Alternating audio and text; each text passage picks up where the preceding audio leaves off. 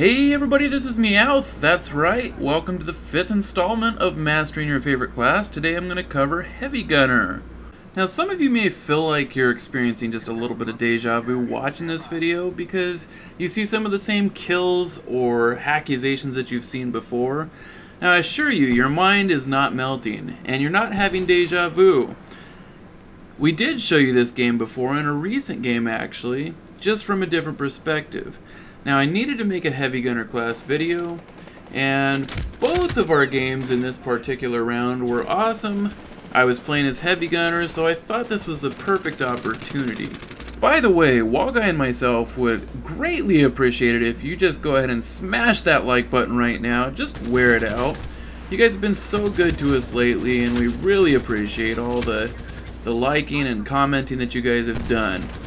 It's been quite a while since I've done a Master in the Class video, and it's not because I haven't wanted to do one sooner, it's because I wanted to show you a video that was a little bit more representative of the way we like to play, which is relentlessly aggressive. I feel that you can do this style with any class, regardless of the way it was originally intended to be used. So far this has been the hardest class for me to get used to, and that's largely due to the fact that you really can't move very fast at all, as it is the slowest class. And I gotta be honest, a little bit through trying to learn this class and get great at it, I had my doubts about whether or not I would be able to actually run around and beast people with it. I could definitely see the way they intended for you to play this class, and that didn't thrill me at all, because they had the bipod setup and the extremely large clip, and it just seemed like with the lack of speed, they really didn't intend for you to go very far, and I don't like spending the majority of my time camping and waiting for people to come to me. As you know, it seems like it's hard enough to get people to play the objective in these games, so if I'm supposed to sit over the objective and wait for people to come to me, it means I was never going to get any kills, I wouldn't be in the action.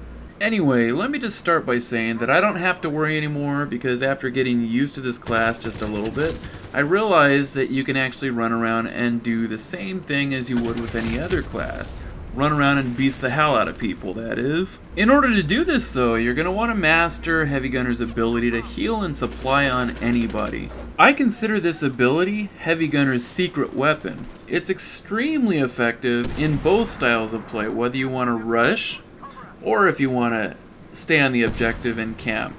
Just think for a second how helpful it would be if you were defending the objective with, say, a bunch of your teammates, and there was somebody running around with Heavy Gunner trying to heal and supply everybody all the time. It'd make it a lot easier for you to stay alive. I mean, if you're the one doing this, then you're going to stay alive longer, and your team's going to stay alive longer, which gives you a lot better shot at taking that objective, whether you're defending or attacking.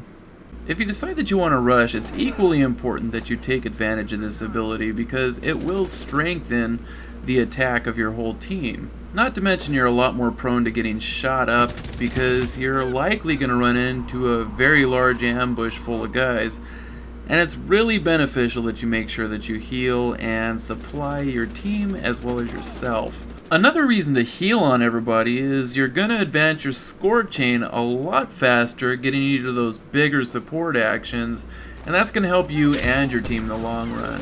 See right there? Healed Wallguy. Of course you can do that to anybody.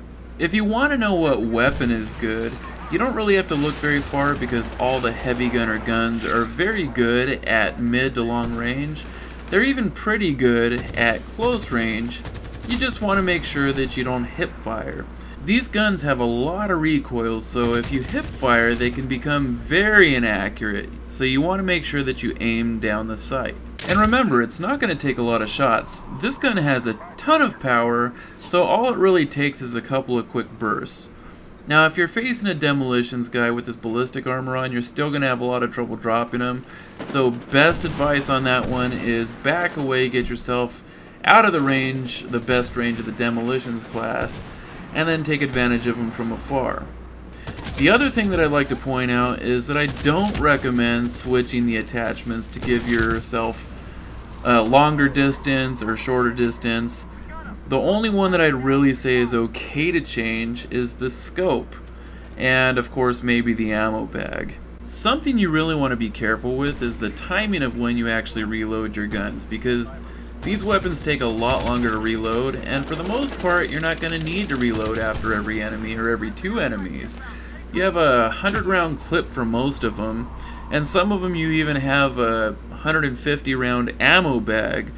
And remember, you got a lot of power with this gun, so you want to make sure that you're not over reloading.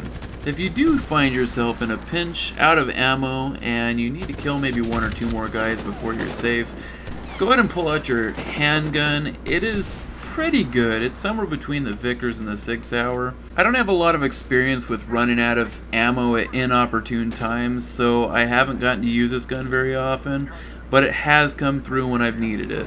Another item worth mentioning is the Blackhawk Transport.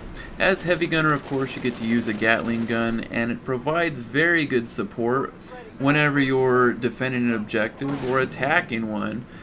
And the biggest thing that you got to worry about when you're being the gunner in the chopper is that snipers that sit back in the back of the level tend to like to pick you off.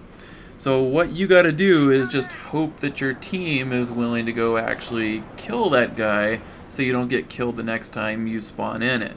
I didn't really talk about the bipod because I don't feel it works with my style of gameplay where I'm always moving around, but if you're the type that likes to sit around and defend the objective, then it will definitely increase your accuracy and it can be useful in that regard. Anyway, that does it for me. I will see you guys all next time.